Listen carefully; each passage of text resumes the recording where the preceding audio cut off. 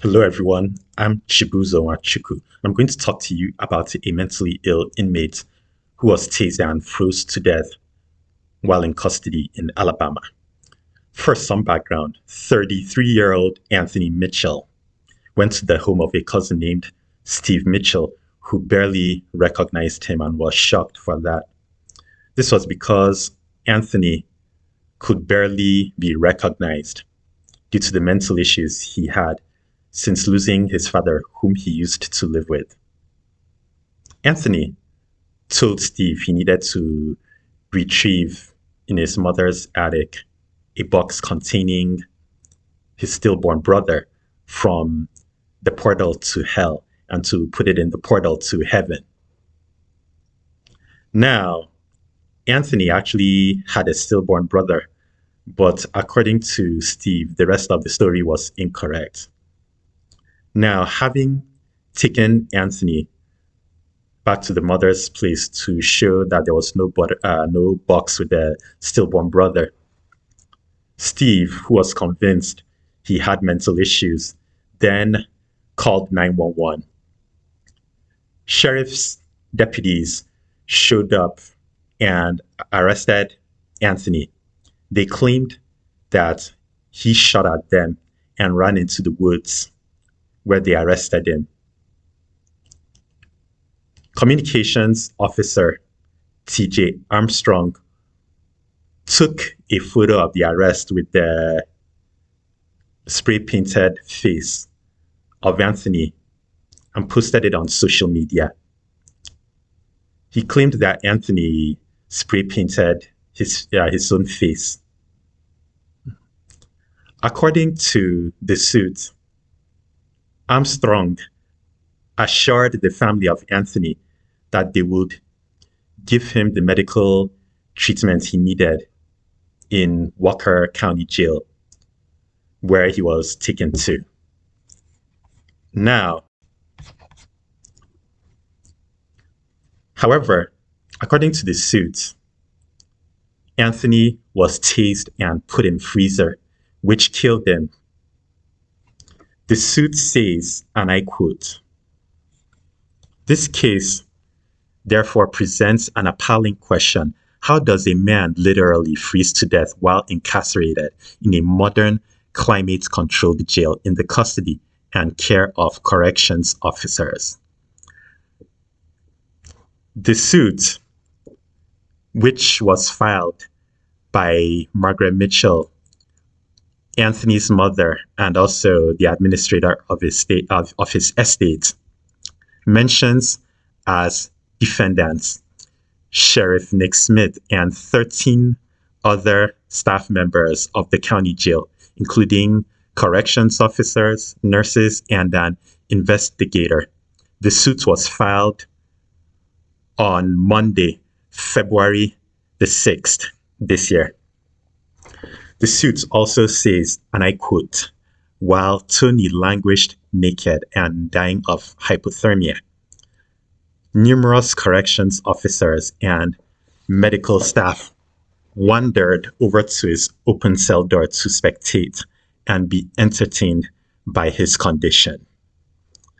Meanwhile, someone who used to work at that facility as corrections officer, Karen Kelly, sued the sheriff's office and also multiple officers for firing her in retaliation for being a whistleblower. Yes, Kelly exposed the corrupted employees and shared videos with Tony's family showing the abuse.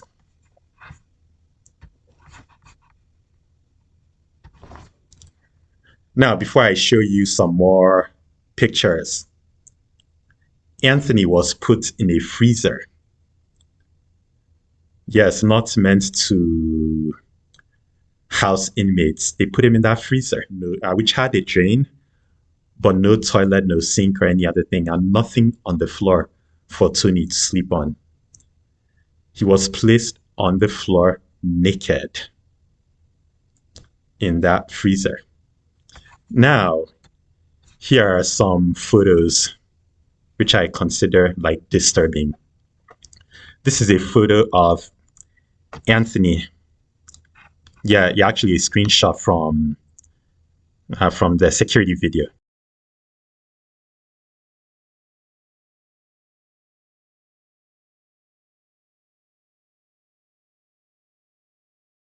Now, this is a still image of a security video which shows a guard dragging Anthony Mitchell out of a shower room while he laid naked on the ground. Here is another photo of his dentures.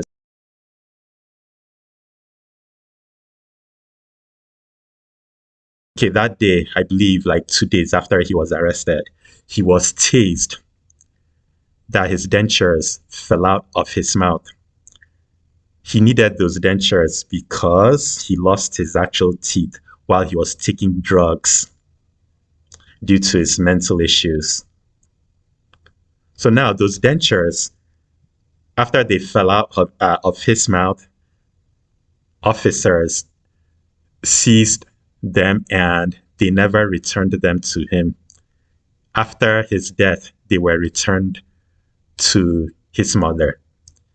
So between then and his death, Anthony could not eat anything. He was already emaciated and he needed the dentures to chew the food. But unfortunately, without the dentures, he could not eat anything.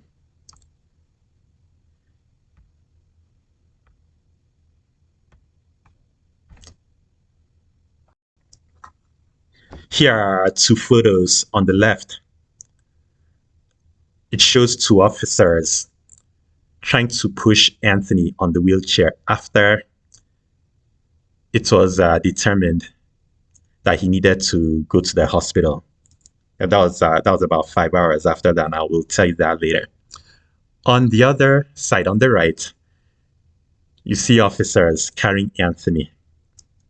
This was because when he was pushed on the wheelchair, he fell off.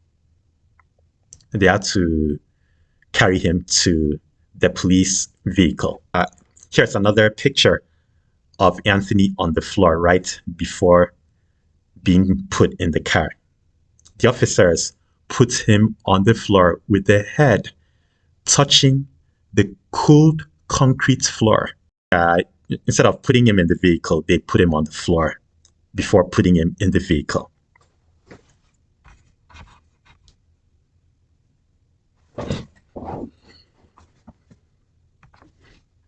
Now, to resume my story, Anthony was taken to the hospital at about 8:30 a.m. where he was pronounced dead.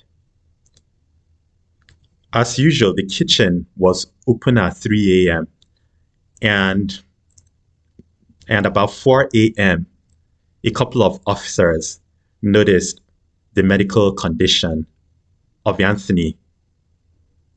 However, like I said earlier, he was taken at about 8:30 to the hospital, meaning that he was taken about 4 hours after the condition was discovered.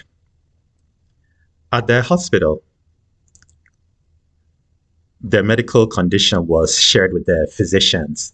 However, the officials of the county jail, they didn't tell the physicians that Anthony was put in a freezer. It was during treatment that the physicians realized that Anthony had hypothermia. Following the discovery, the physicians changed the course of treatment since that would be inappropriate for that condition. However, after about 3 hours of unsuccessful attempts to revive Anthony, they pronounced him dead. This is what I'm going to say in response to the event. Those people of the county jail, they are animals, they are scumbags, they are nasty. Yes. They toyed with Anthony. They did a lot to kill him, which they did. They are murderers. They are animals. They are scumbags. They are despicable. This is not the first time I've heard of an inmate killed while in custody, but of all of them, this is the one that I find most upsetting. Those people knew he had mental issues. Why would they take him to jail? Why not take him to a psychiatric hospital? They claimed he shot at them. I am not saying the family denied he did it, but where is the weapon he used to shoot at them? Where is it? That looks like something that I wouldn't buy. I don't think anybody should buy that. How can I even believe that Anthony actually sprayed himself? The posting of the photo on social media, I might be wrong, but it's an insult. It's disrespectful. Yeah, they put him in the freezer. They tased him. Why would you give someone some dose of electricity? How crazy. He wasn't putting anybody in danger. Why tase him? How annoying. Obviously, those people waited for like 4 or 5 hours after the medical condition was reported before taking him to the hospital. Had they told those physicians that he was put in the freezer, the physicians might have saved his life. This is why I tell people, if you have like a loved one, whether a friend or a relative, that seems to have mental issues, try not to bring the police in, because the law enforcement officers might take him or her to jail and kill him or her. Instead, try getting the paramedics directly.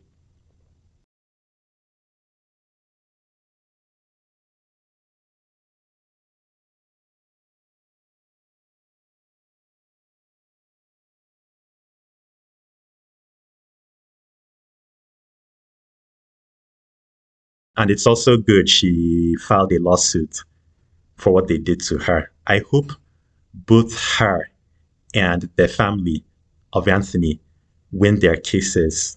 However, here's a question. Why aren't those people in jail? They're supposed to be arrested and tried and convicted for murder.